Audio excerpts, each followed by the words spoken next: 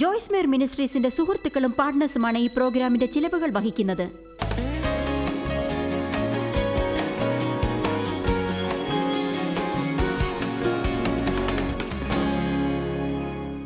ഇന്ന് ഞാൻ നിങ്ങളുടെ രഹസ്യങ്ങളെ പറ്റിയാണ് പറയാൻ പോകുന്നത്. രഹസ്യങ്ങൾ എന്തുമാത്രം ഭാരമുള്ളതാണ് എന്ന് നിങ്ങൾക്കറിയാമോ? നമ്മൾ സത്യസന്ധതയോടെ ജീവിക്കേണ്ടത് എത്ര പ്രധാനമാണെന്നും നമ്മോട് തന്നെ സത്യസന്ധത പുലർത്തണമെന്നും ദൈവത്തോട് സത്യസന്ധത കാണിക്കണമെന്നും മറ്റുള്ളവരോട് സത്യസന്ധത പുലർത്തണമെന്നും അറിയാമോ? എഫേസ്യർ 4:15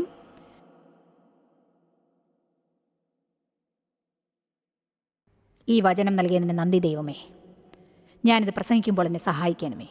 സ്നേഹത്തിൽ സത്യം സംസാരിച്ചുകൊണ്ട് ക്രിസ്തു എന്ന തലയോളം സകലത്തിലും വളരുവാൻ ഇടയാകും. മനുഷ്യരുടെ ചതിയാലും ഉപായത്താലും തെറ്റിച്ചു കളയുന്ന തന്ത്രങ്ങളിൽ കുടുങ്ങിപ്പോകാൻ തക്കവണ്ണം ഉപദേശത്തിൻ്റെ ഓരോ കാറ്റിനാൽ അലയുന്ന ശിശുക്കളെ പോലെ ആവരുത്. അതിനാൽ സത്യമില്ലാതെ നമുക്ക് വളരാനാവില്ല. ദൈവവചനം എന്ന സത്യത്തെ സ്വീകരിച്ച് അത് വിശ്വസിച്ച് നമ്മുടെ ജീവിതത്തിലേക്ക് അത് പകർത്തുമ്പോൾ അത് ആത്മീകമായ വളർച്ച ഏർപ്പെടുത്തുന്നു. പല മനുഷ്യരും രഹസ്യങ്ങളെ കൊണ്ടു നടന്ന് രോഗങ്ങൾക്ക് അടിമയായിക്കൊണ്ടിരിക്കുന്നു. സമ്മർദ്ദമുണ്ടാകുന്നു. ബന്ധങ്ങളിൽ അവർ വിഭിന്നതകൾ കാണിക്കുന്നു. നമുക്ക് ചില സാധ്യതകൾ എന്തൊക്കെയാണെന്ന് നോക്കാം. 16-ാമത്തെ വയസ്സിൽ ഒരു പെൺകുട്ടി അബോർഷന് വിധേയയായിട്ട് ആരോടും അത് വെളിപ്പെടുത്തിയിട്ടുണ്ടാവില്ല. ഇപ്പോൾ അവൾ ഒരു ബന്ധത്തിനും വിവാഹത്തിനും ശ്രമിക്കുകയായിരിക്കാം. പക്ഷേ അവളുടെ രഹസ്യം ആരെങ്കിലും കണ്ടുപിടിക്കുമോ എന്ന് പേടിച്ച് അവൾ അസ്വസ്ഥയാണ്. അവൾ അത് ആരോടും പറയാൻ ആഗ്രഹിക്കുന്നില്ല. കാരണം തൻ്റെ പ്രവൃത്തിയെക്കുറിച്ച് അവൾ ലജ്ജിക്കുന്നു. ചിലപ്പോൾ ആർക്കെങ്കിലും പണ്ട് ഒരു മോശമായ ജീവിതം ഉണ്ടായിരുന്നിരിക്കാം. അവരത് ആരോടും പറഞ്ഞിട്ടുണ്ടാവില്ല. ഇന്ന് അവർക്ക് 40-50 വയസ്സുണ്ടാവും. അവരാരോടും അറിയിച്ചിട്ടില്ല. കാരണം ജനങ്ങൾ അവരെ ന്യായം വിസ്തരിക്കുമെന്ന് ഭയപ്പെടുന്നു. ചിലർ ചെറുപ്പകാലത്ത് ഒരു കുഞ്ഞിനെ ഗർഭം ധരിച്ചിട്ടുണ്ടായിരിക്കാം. ആ കുഞ്ഞിനെ പ്രസവിച്ച ശേഷം ആർക്കെങ്കിലും ദത്തെടുക്കാൻ കൊടുക്കണമെന്ന് തോന്നുന്നു കാണും. ഇന്ന് അവർ വിവാഹിതയാണ്, 3 കുഞ്ഞുങ്ങളുടെ മാതാവാണ്. അവർ പഴയ സംഭവം ആരോടും പറഞ്ഞിരിക്കില്ല. അടുത്ത ബന്ധുക്കളോട് പോലും ഇങ്ങനെ രഹസ്യങ്ങൾ സൂക്ഷിക്കുന്നത് അവരുടെ ജീവിതത്തിൽ ഭയമുണ്ടാക്കും എന്ന് ഞാൻ പറയുന്നു. ഞാൻ കുട്ടിയായിരിക്കുമ്പോൾ എത്രയോ വർഷങ്ങൾ അച്ഛൻ എന്നെ പതിവായി ലൈംഗിക പീഡനത്തിന് ഇരയാക്കിയിരുന്നു. അദ്ദേഹം അതിനെക്കുറിച്ച് ആരോടും പറയരുതെന്നും താക്കീത് നൽകിയിരുന്നു. അങ്ങനെ ചെയ്യുന്നതിൽ ഒരു തെറ്റുമില്ലെന്ന് അദ്ദേഹം പറഞ്ഞുകൊണ്ടേയിരിക്കും. എന്നാലും അത് ആരോടും പറയാൻ എന്നെ അനുവദിച്ചിരുന്നില്ല. ഒരു തരം ഭീഷണിയായിരുന്നു അത്. ഞാനും 20 വയസ്സ് വരെ അത് ആരോടും പറയാനുള്ള ചങ്കൂറ്റം കാണിച്ചില്ല. കാരണം ആരോടെങ്കിലും പറയാൻ എനിക്ക് വല്ലാത്ത ഒരു നാണക്കേടായിരുന്നു. ഞാനൊരു ഭയങ്കരിയാണെന്ന് എല്ലാവരും കരുതും. ഞാനൊരു വിൽപ്പന ചരക്കാണെന്ന് അവർ കരുതും. ഞാനും ഡേവും വിവാഹിതരായത് ഓർക്കുന്നു. ഞങ്ങൾ വിവാഹം കഴിച്ചിട്ട് 3 ആഴ്ചകളെ ആയിരുന്നുള്ളൂ. അദ്ദേഹം എന്നെ നോക്കിക്കൊണ്ട് ചോദിച്ചു, നിനക്കിത് എന്തു പറ്റി? കാരണം ബന്ധങ്ങളിൽ ഞാൻ വളരെയധികം വിഭിന്നത കാണിച്ചു. അച്ഛൻ്റെ വീട്ടിൽ നിന്ന് പുറത്തു വന്നപ്പോൾ എല്ലാ പ്രശ്നങ്ങളും അതോടെ അവസാനിച്ചു എന്ന് ഞാൻ കരുതി. എന്നാൽ ഞാൻ എൻ്റെ പ്രശ്നങ്ങളും കൂടെ കൊണ്ടുപോയെന്ന് വർഷങ്ങൾക്ക് ശേഷമാണ് മനസ്സിലായത്. അതെൻ്റെ പ്രാണനിൽ എഴുതപ്പെട്ടിരുന്നു. അതിനെ എനിക്ക് കൈകാര്യം ചെയ്യേണ്ടി വന്നു. അന്ന് എനിക്ക് മനസ്സിലായിട്ടുണ്ടായിരുന്നില്ല. പക്ഷേ ദൈവം നല്ലവനാണ്. അവൻ തൻ്റേതായ സമയങ്ങളിൽ നമ്മെ വഴി നയിക്കുന്നു.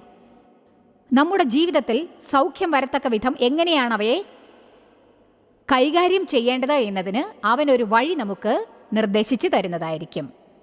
നശിച്ചു പോകാൻ അവൻ അനുവദിക്കില്ല. എൻ്റെ ജീവിതത്തിൽ ഒരു സന്ദർഭമുണ്ടായിരുന്നു. അത് വിശ്വസിക്കാൻ നിങ്ങൾക്ക് പ്രയാസമായിരിക്കും. കാരണം ഞാൻ ഇന്ന് ചെയ്തുകൊണ്ടിരിക്കുന്ന ജോലി തന്നെ ഒരു കാലത്ത് എൻ്റെ ജീവിതത്തിൽ ജോലി ചെയ്തിരുന്ന സ്ഥാപനത്തിൽ നിന്ന് പണം മോഷ്ടിച്ച സംഭവമുണ്ടായി. ഞാൻ വിവാഹം കഴിച്ചിരുന്നത് ഒരു മോഷ്ടാവിനെയായിരുന്നു. അയാളാണ് എന്നെ മോഷണത്തിനായി നിർബന്ധിച്ചത്.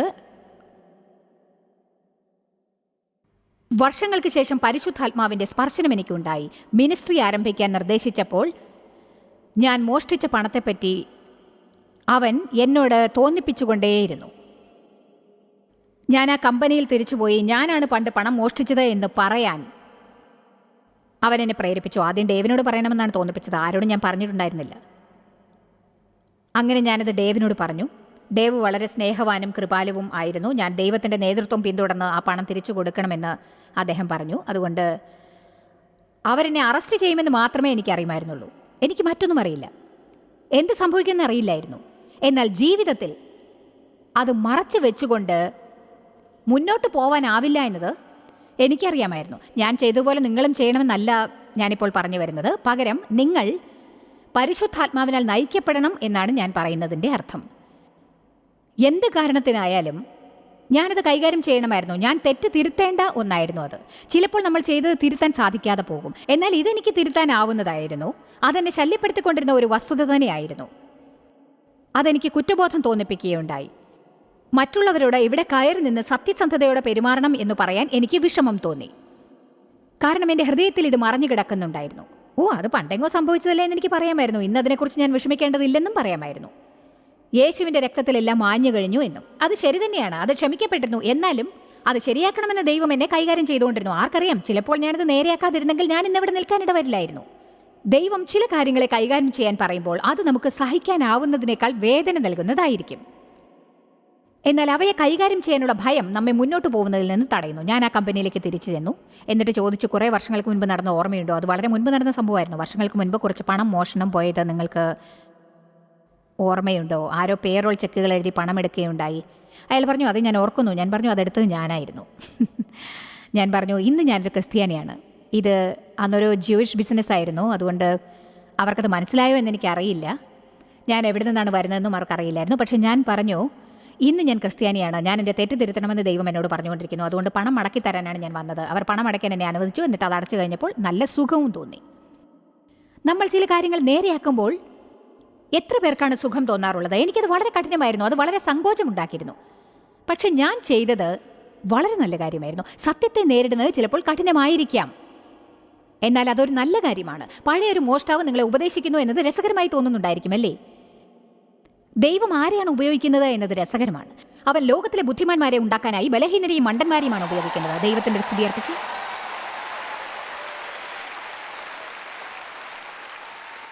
നമുക്കിനി സങ്കീർത്തനം 98 നോക്കാം. നീ ഞങ്ങളുടെ അകൃത്യങ്ങളെ നിന്റെ മുൻപിലും ഞങ്ങളുടെ രഹസ്യ പാപങ്ങളെ നിന്റെ മുഖപ്രകാശത്തിലും വെച്ചിരിക്കുന്നു. ഞങ്ങളും നാളുകളൊക്കെയും നിന്റെ ക്രോധത്തിൽ കഴിഞ്ഞുപോയി. നമ്മൾ പല കാര്യങ്ങൾ നമ്മുടെ ഹൃദയത്തിൻ്റെ അടിത്തട്ടിൽ സൂക്ഷിച്ചു വയ്ക്കുന്നു. അവ ആഴത്തിൽ മറച്ചു വെച്ചിരിക്കുന്നത് കൊണ്ട് അവയെ വീണ്ടും നോക്കാനോ അവയെക്കുറിച്ച് ചിന്തിക്കാനോ ആഗ്രഹിക്കുന്നില്ല. അത് പണ്ടെങ്ങോ സംഭവിച്ച ഒരു കാര്യമായിരിക്കാം. അതിനെക്കുറിച്ച് നിങ്ങൾ മറന്നിട്ടുണ്ടാവാം. പക്ഷേ ദൈവം അത് തോന്നിക്കുകയാണെങ്കിൽ നിങ്ങളത് വീണ്ടും തോണ്ടിയെടുത്ത് പരിശോധിക്കണമെന്നല്ല ഞാൻ പറയുന്നത്. പക്ഷേ ദൈവം എന്തെങ്കിലും ഓർമ്മപ്പെടുത്തിയാൽ നിങ്ങൾ ആരോടെങ്കിലും മാപ്പ് ചോദിക്കേണ്ടി വരും. കാരണം നിങ്ങൾ അവരോട് തെറ്റായി പെരുമാറി. അത് 10 വർഷം മുൻപാണെങ്കിൽ സാരമില്ല. പക്ഷേ ദൈവം നിങ്ങളോട് സംസാരിക്കുന്നുണ്ടെന്ന് അറിഞ്ഞാൽ നമ്മൾ പരിശുദ്ധാത്മാവിൻ്റെ നേതൃത്വത്തെ പിന്തുടരേണ്ടത് പ്രധാനമാണ്. കാരണം അങ്ങനെ അല്ലെങ്കിൽ അത് നമ്മുടെ പ്രശ്നങ്ങളെ കൂടുതൽ വഷളാക്കും. ഞാൻ നിങ്ങൾക്കൊരു ഉറപ്പ് നൽകുന്നു. ഇവിടെ കൂടിയിരിക്കുന്ന ഇത്രയും പേർ, ഇവിടെ കുറേ പേർ ഇരിക്കുന്നുണ്ട്. ഞാൻ നിങ്ങളോട് നേരിട്ട് പറയുകയാണ്, ദൈവം നിങ്ങളോട് ചില കാര്യങ്ങൾ നേരെയാക്കാൻ പറഞ്ഞിട്ടുണ്ടായിരിക്കും. നിങ്ങൾ ഒരേ മലയ്ക്ക് ചുറ്റും വീണ്ടും വീണ്ടും കറങ്ങിക്കൊണ്ടേയിരിക്കുകയാണ്. നിങ്ങളത് തള്ളിവെക്കുന്നു, മാറ്റിവെക്കുന്നു. ഞാൻ പറയട്ടെ, ദൈവം നിങ്ങളോട് ചെയ്യാൻ പറഞ്ഞ് ചെയ്യാത്തിടത്തോളം ഒന്നും ശരിയായി പ്രവർത്തിക്കുകയില്ല.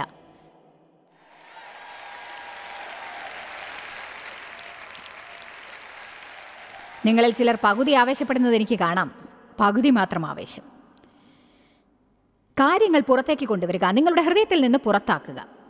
അവയെ കൈകാര്യം ചെയ്യുന്നത് കഠിനമായിരിക്കാം, പക്ഷേ അത് സ്വാതന്ത്ര്യം നൽകും. അങ്ങനെ ചെയ്യുന്നത് അതിമനോഹരമാണ്. അനേകം വർഷങ്ങൾക്ക് മുൻപ് റഷ്യയിൽ ചെന്ന് ശുശ്രൂഷ നടത്തിയത് ഞാൻ ഓർക്കുന്നു. അന്ന് ഞാൻ എൻ്റെ പീഡനങ്ങളെക്കുറിച്ചുള്ള കഥ പറഞ്ഞു.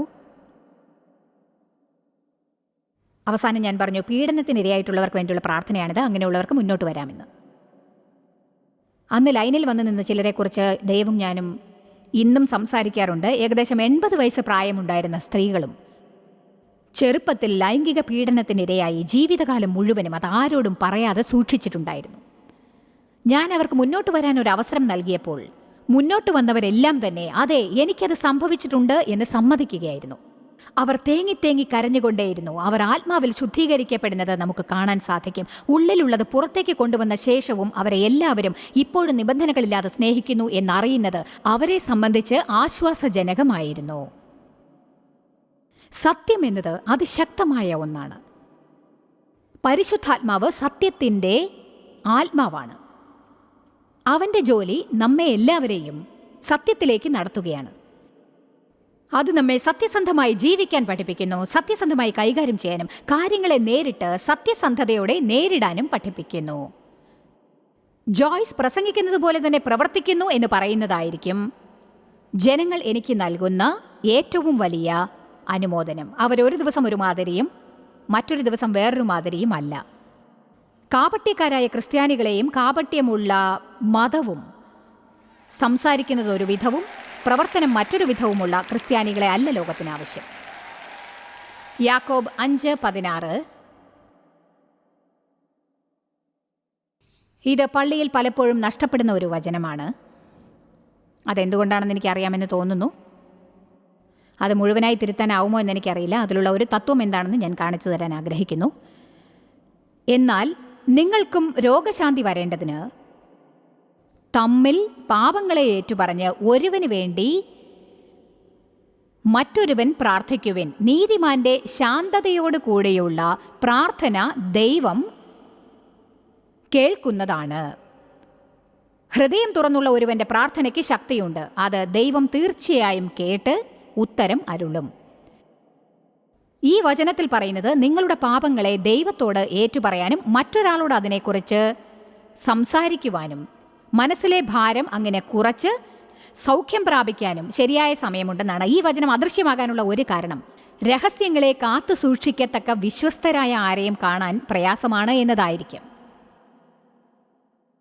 അത് വളരെ ശോചനീയമാണ്. നമ്മൾ കാര്യങ്ങൾ തുറന്നു പറയുമ്പോൾ അത് നമ്മോട് അതിനെക്കുറിച്ച് പ്രസംഗിക്കുന്നവരല്ല, അത് ഹൃദയം തുറന്ന് കേൾക്കുന്നവരെ കാണുന്നത് വളരെ പ്രയാസമാണ്. ക്രിസ്ത്യാനികൾ കേൾക്കാനും മനസ്സിലാക്കാനും വളരെ മിടുക്കരാണ്. എല്ലാം ശരിയാക്കാനാവുമെന്ന് നമ്മൾ കരുതുന്നു, അതുപോലെ മറ്റുള്ളവരോട് പ്രസംഗിക്കാനാവുമെന്നും. എന്നാൽ എൻ്റെ വ്യക്തിപരമായ ഒരു രഹസ്യത്തെ ആരോടെങ്കിലും പറയാനായി വിശ്വാസത്തോടെ കാലടി എടുത്ത് വെക്കുമ്പോൾ അവരെന്നോട് പ്രസംഗിക്കുന്നതും ഉപദേശിക്കുന്നതുമാണ് എനിക്ക് സഹിക്കാനാവാത്ത ഒരു കാര്യം. എനിക്കത് നേരത്തെ അറിയാം. നന്ദി. ഞാൻ എന്തിലൂടെയാണ് കടന്നുപോയിക്കൊണ്ടിരിക്കുന്നത് നിങ്ങളെ അറിയിക്കാൻ ശ്രമിക്കുകയാണ്. ഇത് ശോചനീയമാണ്. പക്ഷെ പല സന്ദർഭങ്ങളിലും ജനങ്ങളോട് അത്തരത്തിലുള്ള ബന്ധം സ്ഥാപിക്കുന്നത് നമ്മൾ ഒഴിവാക്കുന്നു. കാരണം അവരത് കൈകാര്യം ചെയ്യുന്ന രീതിയാണ്. എൻ്റെ മക്കളുമായി എനിക്ക് നല്ല ഒരു ബന്ധമുണ്ട്. പ്രത്യേകിച്ച് എൻ്റെ ഇളയ മകൾ എന്നോട് പല കാര്യങ്ങളും പറയും. അതായത് സത്യത്തിൽ മൂടിയ കതകിന് പുറകിൽ അവൾ വീട്ടിൽ കലിതുള്ളി കളിക്കുന്നതൊന്നും എനിക്കറിയാൻ ഒരു സാധ്യതയും ഇല്ല. സാധാരണ ഒരാഴ്ചയിലേറെ താമസിക്കാറില്ല. അവൾ എന്നോട് വന്ന് അതിനെക്കുറിച്ച് പറയും. അതൊരു നല്ല തരത്തിലുള്ള ബന്ധമാണെന്ന് ഞാൻ വിശ്വസിക്കുന്നു. അതുപോലെ കണക്കുകൾ ബോധിപ്പിക്കാൻ ഒരാളുണ്ടാവുന്നത് നല്ലതാണ്. അവരോട് എന്തും വെട്ടിത്തുറന്ന് പറയാനുള്ള സ്വാതന്ത്ര്യം നമുക്കുണ്ടായിരിക്കണം. നിങ്ങളുടെ പാപങ്ങൾ ക്ഷമിക്കപ്പെടാനായി സ്വന്തം തെറ്റുകൾ ജനങ്ങളോട് ഏറ്റുപറയണം എന്ന് ഞാൻ പറയുന്നില്ല. നമ്മുടെ പാപങ്ങൾ ക്ഷമിക്കാൻ ദൈവത്തിങ്കിലേക്കാണ് പോവേണ്ടത്. എന്നാൽ ചില സമയങ്ങളിൽ ഇതും ഒരാശ്വാസം നൽകും. പ്രത്യേകിച്ച് നിങ്ങളുടെ ജീവിതത്തിൽ അതിശക്തമായ എന്തെങ്കിലും പ്രശ്നം നിലവിലുണ്ടെങ്കിൽ. ഒരിക്കലൊരു ചെറുപ്പക്കാരൻ എന്നെ കാണാൻ വന്നത് ഓർക്കുന്നു. അയാൾ ധാരാളം യാത്ര ചെയ്യാറുള്ള ഒരു വ്യക്തിയാണ്. അയാൾ പറഞ്ഞു, എനിക്കിത് ആരോടെങ്കിലും പറയണം. മനസ്സ് തുറന്നത് പറഞ്ഞു കഴിഞ്ഞാൽ എൻ്റെ മീതെയുള്ള അതിൻ്റെ ശക്തി കുറയുമെന്ന് കരുതുന്നു. കാരണം രഹസ്യങ്ങൾക്ക് ശക്തിയുണ്ട് എന്ന് നിങ്ങൾക്കറിയാമോ? ഒരു കാര്യം കൂടുതൽ ഒളിച്ചു വെക്കുമ്പോൾ അതിന് ശക്തി കൂടുതലാവും. എന്നാൽ അന്ധകാരത്തെ വെളിച്ചത്തിലേക്ക് കൊണ്ടുവരുന്ന അതേ നിമിഷം വെളിച്ചം ഇരുളിനെ കീഴടക്കാൻ തുടങ്ങും. അയാൾ പറഞ്ഞു, ഞാൻ യാത്ര ചെയ്യുമ്പോൾ ഏകാന്തത അനുഭവപ്പെടാറുണ്ട്. കാരണം ഭാര്യ കൂടെ ഇല്ലല്ലോ എന്നതാണ്. പക്ഷേ കാമാസക്തമായ ചിന്തകൾ എന്നെ വേട്ടയാടുന്നതായി തോന്നിയപ്പോൾ ഒരു സ്ത്രീയുമായി ഞാൻ ബന്ധപ്പെട്ടു. അയാൾ പറഞ്ഞു, ജോയ്സ്, എനിക്ക് മിനിസ്ട്രിയിൽ ഇരുന്നു കൊണ്ട് അങ്ങനെയുള്ള ഒരു പാപം ചെയ്തുകൊണ്ടിരിക്കുന്നതിൽ യാതൊരു താല്പര്യവുമില്ല. നിങ്ങൾ എനിക്ക് വേണ്ടി പ്രാർത്ഥിക്കാമോ? ചില മാസങ്ങൾക്ക് ശേഷം ഞാൻ അയാളോട് അതിനെക്കുറിച്ച് ചോദിച്ചപ്പോൾ അയാൾ പറഞ്ഞു, നിങ്ങൾക്കറിയാമോ, അതിനെക്കുറിച്ച് നിങ്ങളോട് സംസാരിച്ച ശേഷം എനിക്ക് ആ പ്രശ്നം ഉണ്ടായിട്ടില്ല. പലപ്പോഴും സാത്താൻ നമ്മോട് കളിക്കുന്ന കളിയാണ് അത് എന്ന് ഞാൻ വിശ്വസിക്കുന്നു. അവനാണ് നമ്മെക്കുറിച്ച് മോശമായ ചിന്തകളും നമ്മൾ ഒന്നിനും കൊള്ളാത്തവരാണ്, തെറ്റ് ചെയ്തവരാണ് എന്നൊക്കെയുള്ള ചിന്തകളും നമ്മിൽ നിറയ്ക്കുന്നത്. നാം ആരോടും പറയാൻ ആഗ്രഹിക്കില്ല. കാരണം അങ്ങനെയുള്ള ഒരു പ്രശ്നം നമുക്കുണ്ടെന്ന് ആരും വിചാരിക്കുന്നത് നമ്മൾ ഇഷ്ടപ്പെടില്ല. അതെ, ഞാൻ ആരെങ്കിലും ആണോ പറയുന്നത്? അതിനാൽ നമ്മൾ പലതും മറച്ചു പിടിച്ച് രഹസ്യമായി സൂക്ഷിക്കുന്നു. അത് സാത്താന് കൂടുതൽ ശക്തി നൽകുന്നു എന്നു മാത്രമേ ഉള്ളൂ. നിങ്ങൾ പലതും മറച്ചു പിടിച്ച് ഹൃദയത്തിൽ കിടന്ന് അത് അഴുകി നിങ്ങളെ രോഗികളാക്കി മാറ്റുന്നുണ്ടോ? ഇന്നലെ നിങ്ങൾക്ക് സംഭവിച്ച എന്തെങ്കിലും ഒരു കാര്യം നിങ്ങൾ ശരിക്ക് കൈകാര്യം ചെയ്യാതെ വിട്ടിട്ടുണ്ടോ? ഞാൻ പഠിച്ച കാര്യങ്ങളിൽ ഒന്നിതാണ്, ഇന്ന് ഞാൻ മോശമായ ഒരു മനോനിലയിലാണെങ്കിൽ അതിന് കാരണം ഇന്നലെ നടന്ന എന്തെങ്കിലും ഒരു സംഭവമായിരിക്കണം. ഇന്നലെ നടന്ന എന്തോ ഒന്നിനെ ഞാൻ വീണ്ടും മറിച്ചിട്ടുകൊണ്ടിരിക്കുകയാണ്. അത് ഞാൻ ശരിയായി കൈകാര്യം ചെയ്തുവോ എന്നെനിക്ക് ഓർമ്മയുണ്ടാവില്ല. അതെന്നെ ഇപ്പോൾ ശല്യപ്പെടുത്തുന്നു. ഒരു രാത്രി ഞാൻ ഉറങ്ങാനാവാതെ പ്രയാസപ്പെട്ടുകൊണ്ടിരുന്നത് ഓർമ്മ വരുന്നു. സാധാരണ ഞാൻ നന്നായി കിടന്ന് ഉറങ്ങാറുണ്ടായിരുന്നു. ഏകദേശം പുലർച്ചെ ഒരു 4-5 മണിയായി കാണും. ഞാൻ ഇങ്ങോട്ടും അങ്ങോട്ടും മറിഞ്ഞു കിടന്നുകൊണ്ടിരിക്കുകയാണ്. എന്തുകൊണ്ടാണ് ബുദ്ധി ഉപയോഗിക്കാത്തതെന്ന് എനിക്കറിയില്ല. എങ്കിൽ നന്നായി കിടന്ന് ഉറങ്ങാമായിരുന്നു. പക്ഷേ ഒടുവിൽ മണി 5 ഞാൻ പറഞ്ഞു, ദൈവമേ, എന്താണ് എൻ്റെ പ്രശ്നം? എന്താണ് സംഭവിച്ചത്? സത്യത്തിൽ അത് പരിശുദ്ധാത്മാവ് എന്നെ കുത്തിക്കൊണ്ടിരിക്കുകയായിരുന്നു. അവൻ എന്നെ തനിയെ വിടുന്ന പ്രശ്നമില്ല. പരിശുദ്ധാത്മാവിനെ കുത്തുകയായിരുന്നു. ദൈവമേ, അതെന്താണെന്ന് എനിക്ക് കാണിച്ചു തരണമേ എന്ന് പറഞ്ഞ ഉടനെ ഒരു ദിവസം മുൻപ് ഞാൻ ആരെയോ വേദനിപ്പിച്ച സംഭവം എന്നെ ഓർമ്മപ്പെടുത്തി. അത് പെട്ടെന്നാണ് നടന്നത്. അതും എൻ്റെ സംസാരം കാരണം ഉണ്ടായതായിരുന്നു. പലപ്പോഴും നമ്മൾ ജനങ്ങളെ വേദനിപ്പിക്കുമ്പോൾ അതിൻ്റെ ഉത്തരവാദിത്വം ഏറ്റെടുക്കാൻ നാം തയ്യാറാവുന്നില്ല. നമ്മളത് തട്ടിമറിച്ചിട്ടിട്ട് മുന്നോട്ട് പോവുകയാണ് ചെയ്യാറ്. ഇന്നത്തെ ദിവസം ശരിയല്ല. ദൈവം പറഞ്ഞു, നിന്നെ ഞാൻ വെറുതെ വിടാൻ പോകുന്നില്ല. ഇങ്ങനെ പെരുമാറാൻ ഞാൻ അനുവദിക്കില്ല. മറ്റുള്ളവരോടുള്ള നമ്മുടെ പെരുമാറ്റം ദൈവത്തിന് മുഖ്യമാണ്. ദൈവം വ്യക്തിപരമായി നീരസപ്പെടുമെന്ന് ഞാൻ കരുതുന്നു. ദൈവത്തിന് നീരസം ഉണ്ടാക്കുമെങ്കിലും നമ്മളെപ്പോലെ അവൻ നീരസപ്പെടില്ലെന്ന് ഉറപ്പാണ്. വേദപുസ്തകം പറയുന്നു, നമ്മൾ പരിശുദ്ധാത്മാവിനെ നീരസപ്പെടുത്തുന്നു, വേദനിപ്പിക്കുന്നു, മുഷിപ്പിക്കുന്നു, അവനെ സങ്കടപ്പെടുത്തുന്നു. നമ്മൾ ജനങ്ങളോട് പൗരുഷമായി പെരുമാറുമ്പോഴും അവരെക്കുറിച്ച് ചിന്തിക്കാത്തപ്പോഴും നമ്മൾ ക്രിസ്ത്യാനികളാണെന്ന് പറയുമ്പോഴും അത് ദൈവത്തെ ചൊടിപ്പിക്കും. നമുക്ക് കാറിൽ ബമ്പർ സ്റ്റിക്കേഴ്സ് ഉണ്ടാവും, ക്രിസ്തീയത വെളിപ്പെടുത്തുന്ന ആഭരണങ്ങൾ അണിയും, ക്രിസ്തീയതയുടെ എല്ലാ പരിവേഷങ്ങളും ഉണ്ടാവും. എന്നിട്ടും ജനങ്ങളെ നിസ്സാരന്മാരാക്കി അവരെ വേദനിപ്പിച്ച ശേഷം അതിനെക്കുറിച്ച് മനസ്താപപ്പെടാതെയും വിഷമിക്കാതെയും അങ്ങനെ ചെയ്തെന്ന് മനസ്സിലാക്കാതെയും ഇരിക്കുന്നത് വരെ സാരമില്ലെന്ന് കരുതും. അന്ന് രാത്രി ദൈവം എന്നെ ഉറങ്ങാൻ സമ്മതിക്കാഞ്ഞതിൽ ഞാൻ സന്തോഷിക്കുന്നു. അടുത്ത ദിവസം ഞാനത് ശരിയാക്കുകയുണ്ടായി. ഞാൻ ആരോടെങ്കിലും എന്നോട് ക്ഷമിക്കണമെന്ന് പറയാൻ പോലും മടി കാണിക്കില്ല. അവരൊരുപക്ഷെ ഞാൻ ചെയ്തത് കാര്യമാക്കാതെ അത് മറന്നിട്ടുണ്ടെങ്കിലും സാരമില്ല. ഒരുപക്ഷെ നിങ്ങൾ വേദനിച്ചിരിക്കാം, നിരാശപ്പെട്ടിരിക്കാം, അതിനെ നിങ്ങൾ കൈകാര്യം ചെയ്തിട്ടുണ്ടാവില്ല. ചിലപ്പോൾ അത് അശുഭവാർത്തയായിരിക്കാം. ചിലപ്പോൾ ആരെങ്കിലും നിങ്ങൾ നീരസപ്പെടുത്തിയിരിക്കാം, നിങ്ങളത് ശരിയായി കൈകാര്യം ചെയ്തിട്ടുണ്ടാവില്ല. അല്ലെങ്കിൽ പറഞ്ഞു തീർക്കാത്ത എന്തെങ്കിലും വാക്ക് തർക്കമാവാം. എനിക്ക് തോന്നുന്നു ക്രിസ്ത്യാനികൾ പലപ്പോഴും കരുതുന്നത് അവർക്ക് നിറയെ വിശ്വാസമുണ്ട് എന്നാണ്. നമ്മൾ കാര്യങ്ങൾ കൈകാര്യം ചെയ്യുന്നതിന് പകരം അവയെ ഊതിപ്പറപ്പിക്കും, അവയെ അലക്ഷ്യമായി ഒരു ഭാഗത്തിടും.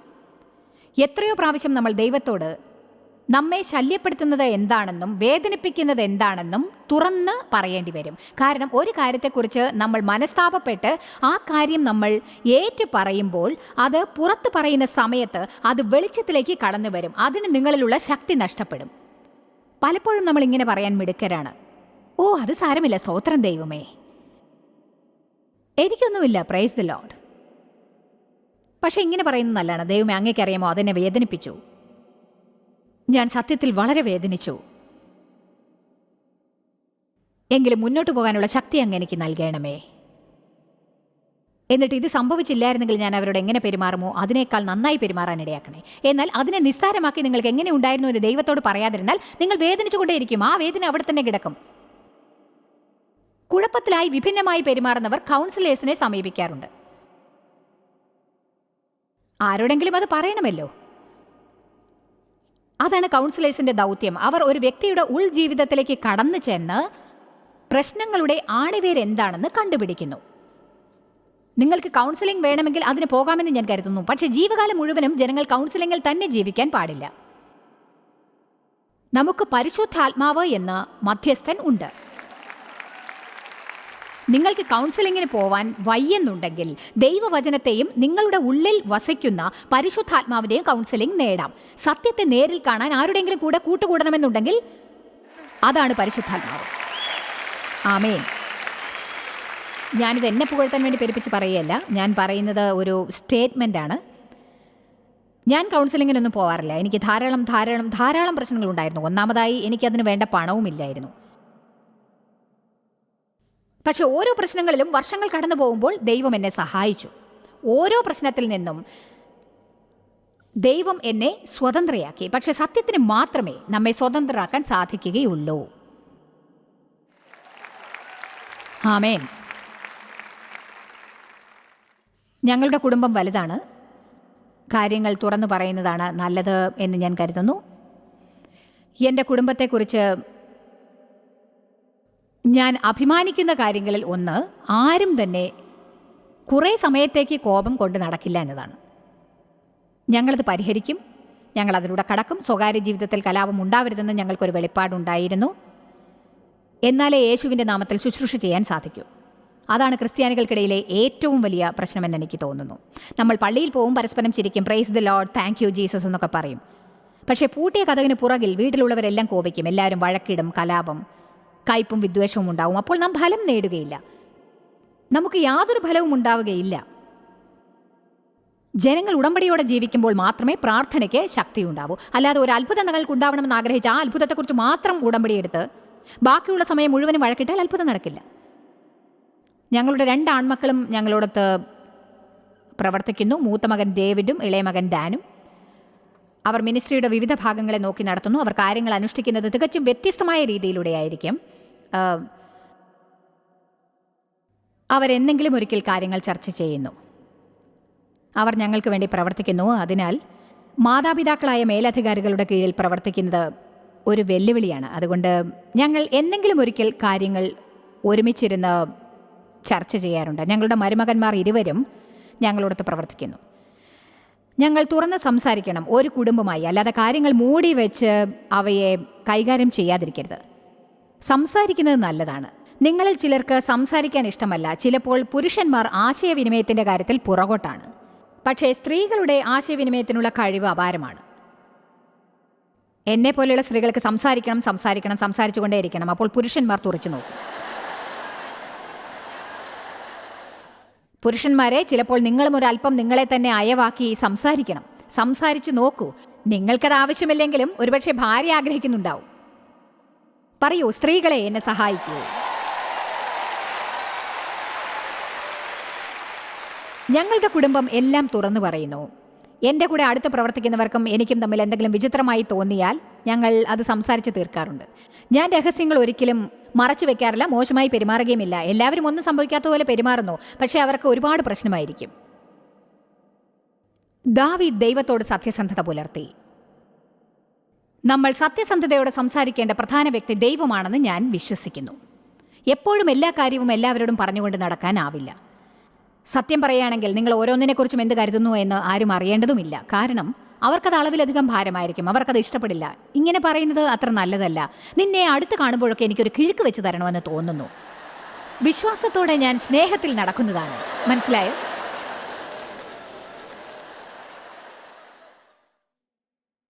എന്നോട് ചിലർ ഇതുപോലെയുള്ള കാര്യങ്ങൾ പറയുമായിരുന്നു. നിങ്ങളെ ഞാൻ ആദ്യം കണ്ടപ്പോൾ എനിക്ക് ശരിക്കും സഹിക്കാനായില്ല. പക്ഷേ ഇപ്പോൾ നിങ്ങളെക്കുറിച്ച് കൂടുതൽ മനസ്സിലായപ്പോൾ ഞാൻ നിങ്ങളെ സ്നേഹിക്കുന്നു. എന്നോട് പലരും വന്നിങ്ങനെ പറയാറുണ്ട്, നിങ്ങൾ എന്നോട് ക്ഷമിക്കണം. കാരണം എനിക്ക് നിങ്ങളെ ഇഷ്ടപ്പെടാത്ത ഒരു കാലമുണ്ടായിരുന്നു. നിങ്ങളുടെ പ്രശ്നം എന്നോട് പറഞ്ഞു, എനിക്കത് മനസ്സിലായി. ഞാൻ നിങ്ങൾക്ക് മാപ്പ് തരാൻ ശ്രമിക്കാം. നമ്മൾ ഒരല്പം ജ്ഞാനം ഉപയോഗിക്കണം. അതായത് ചില കാര്യങ്ങൾ നമ്മൾ പറയാൻ പാടില്ലാത്തതാണ്. അതുകൊണ്ടാണ് ബൈബിൾ പറയുന്നത് സ്നേഹത്തിൽ സത്യം സംസാരിപ്പിൻ എന്ന്. നമ്മളെല്ലാവരും ഇവിടെ ഉണ്ടല്ലോ. നിങ്ങൾ ഈ മീറ്റിങ്ങിൽ നിന്ന് പുറത്തിറങ്ങി വീട്ടിൽ പോയി ഇങ്ങനെ പറയരുത്, ശരി ഞങ്ങൾ ഒരുമിച്ചിരുന്ന് സംസാരിക്കാൻ പോവുകയാണ്, ഈ വീട്ടിൽ നടക്കുന്നവയെക്കുറിച്ച് എനിക്ക് എന്താണ് തോന്നുന്നതെന്ന് ഞാൻ പറയും. കാരണം ജോയ്സ് എന്നോട് അങ്ങനെയാണ് പറഞ്ഞത്. എന്നാൽ മുൻപെങ്ങും ഇല്ലാത്ത വിധത്തിൽ നിങ്ങൾ ദൈവത്തോട് എല്ലാ കാര്യങ്ങളെക്കുറിച്ചും മുഴുവനായി സത്യസന്ധത പാലിക്കേണ്ടതാണ്. അത് നിങ്ങൾ ചെയ്യണം. മറ്റുള്ളവരെക്കുറിച്ചുള്ള സത്യമല്ല നിങ്ങളെ സ്വതന്ത്രരാക്കാൻ പോകുന്നത്. എല്ലാവരെക്കുറിച്ചുമുള്ള സത്യം കേൾക്കാൻ നമുക്ക് ഇഷ്ടമാണ്. ഓ, നീ ഇതറിഞ്ഞോ? ഓ, എന്താണ് പറ. ഇത് നിങ്ങളെ സഹായിക്കില്ല. നിങ്ങളെക്കുറിച്ചുള്ള സത്യമാണ് നിങ്ങളെ സ്വതന്ത്രരാക്കുക. രഹസ്യങ്ങൾ ചിലപ്പോൾ നമ്മുടെ ജീവിതത്തിൽ വലിയ ഭാരങ്ങൾ കയറ്റി വെച്ചേക്കും. വേദപുസ്തകം പറയുന്നു, നമ്മൾ സത്യം അറിയുമ്പോൾ ആ സത്യം നിങ്ങളെ സ്വതന്ത്രരാക്കും എന്ന്. ജോയ്സ് മേയറുടെ ശുശ്രൂഷാ കേന്ദ്രത്തിൽ നിങ്ങൾ അറിഞ്ഞതിനേക്കാൾ നിങ്ങൾ ഞങ്ങൾക്ക് വളരെ പ്രിയപ്പെട്ടവരാണ്. ലോകം മുഴുവൻ ഈ ശുശ്രൂഷാ കേന്ദ്രത്തെ നടത്താൻ സഹായിച്ചതിൽ എല്ലാവർക്കും വളരെ നന്ദി. നമ്മൾ ഒരുമിച്ച് വിശക്കുന്നവർക്ക് ആഹാരം കൊടുക്കുന്നു, പാവപ്പെട്ടവർക്ക് വസ്ത്രങ്ങൾ കൊടുക്കുന്നു, എല്ലാ ദേശത്തേക്കും സന്ദേശങ്ങൾ അറിയിക്കുന്നു. ഞങ്ങൾ നിങ്ങളോട് അപേക്ഷിക്കുകയാണ്, ഞങ്ങളോട് ബന്ധപ്പെടുക. joycemeyer.org. നിങ്ങളുടെ പ്രാർത്ഥനകളും അപേക്ഷകളും പകർന്നുകൊള്ളാൻ, അതിനെപ്പറ്റി കൂടുതൽ അറിയുവാൻ, ജോയ്സിന്റെ പൊതുയോഗ വിവരപ്പട്ടിക ലോകം മുഴുവൻ ക്രിസ്തുവിന്റെ സ്നേഹം പകരാൻ ഞങ്ങളോട് പങ്കുചേരുക. ജോയ്സ് മേയർ മിനിസ്ട്രീസിന്റെ സുഹൃത്തുക്കളും പാർട്ട്നേഴ്സുമാണ് ഈ പ്രോഗ്രാമിന്റെ ചിലവുകൾ വഹിക്കുന്നത്.